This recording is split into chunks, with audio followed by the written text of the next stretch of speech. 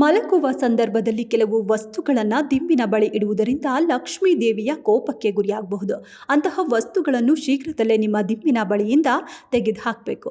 ಇಲ್ಲದಿದ್ದರೆ ಕಷ್ಟಗಳ ಸರಮಾಲೆಯೇ ಎದುರಾಗುವುದು.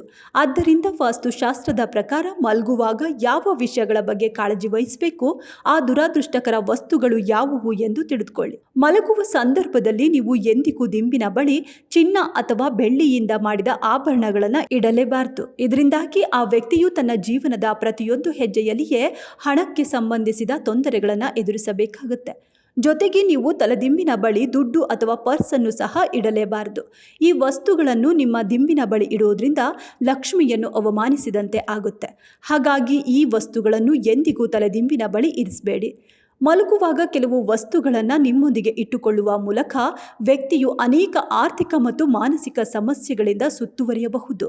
ಸಂಪತ್ತನ್ನು ಲಕ್ಷ್ಮೀ ದೇವಿಯ ರೂಪವೆಂದು ಪರಿಗಣಿಸಲಾಗುತ್ತೆ ಮತ್ತು ಲಕ್ಷ್ಮೀ ದೇವಿಯನ್ನು ದಿಂಬಿನ ಕೆಳಗೆ ಅಥವಾ ತಲೆಯ ಬಳಿ ಇಡುವುದು ಅವಮಾನ.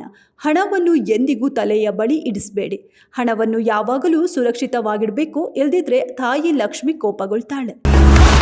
ಸಂಜೀವಿನಿ ರೇಖಿ ಮತ್ತು ಹಿಪ್ನೋಸಿಸ್ ಸೆಂಟರ್ನಲ್ಲಿ ಪೂರ್ವಜನ್ಮ ಪ್ರೇತಾತ್ಮ ಮಾಟ ಮಂತ್ರ ಸಮಸ್ಯೆಗಳನ್ನು ಗುಣಪಡಿಸಲಾಗುವುದು. ರೇಖಿ ಮತ್ತು ಹಿಪ್ನೋಸಿಸ್ ವಿದ್ಯೆಗಳನ್ನು ಸಹ ಇಲ್ಲಿ ಹೇಳಿಕೊಡಲಾಗುವುದು. ಎಂದೇ ಸಂಪರ್ಕಿಸಿ ಡಾಕ್ಟರ್ ವಿ ಭರಣಿ ರಾಜು, ರೇಖಿ ಗ್ರ್ಯಾಂಡ್ ಮಾಸ್ಟರ್ ಮತ್ತು ಮಾಸ್ಟರ್ ಹಿಪ್ನೋಟೈಸರ್.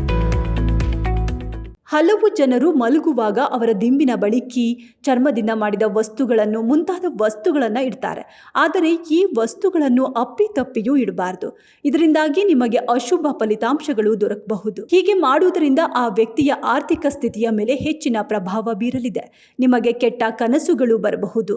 ಹಾಗಾಗಿ ಈ ವಸ್ತುಗಳನ್ನು ನಿಮ್ಮ ತಲೆದಿಂಬಿನ ಬಳಿ ಇಡುವುದನ್ನು ತಪ್ಪಿಸುವುದು ಒಳ್ಳೆಯದು. ಎಲೆಕ್ಟ್ರಾನಿಕ್ಸ್ ಸಾಮಾನುಗಳಾದ ಫೋನ್, ವಾಚ್, ಯಾವುದೇ ರೀತಿಯ ಎಲೆಕ್ಟ್ರಾನಿಕ್ ಗ್ಯಾಜೆಟ್ ತಲೆಯ ಬಳಿ ಇಟ್ಟು ಮಲಗಬೇಡಿ.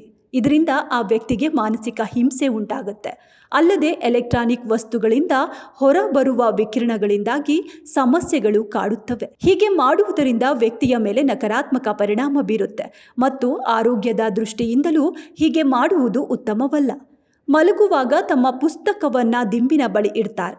ವಾಸ್ತುಶಾಸ್ತ್ರದ ಪ್ರಕಾರ ಹೀಗೆ ಮಾಡುವುದು ಸರಸ್ವತಿ ದೇವಿಯನ್ನು ಅವಮಾನ ಮಾಡಿದಂತೆ.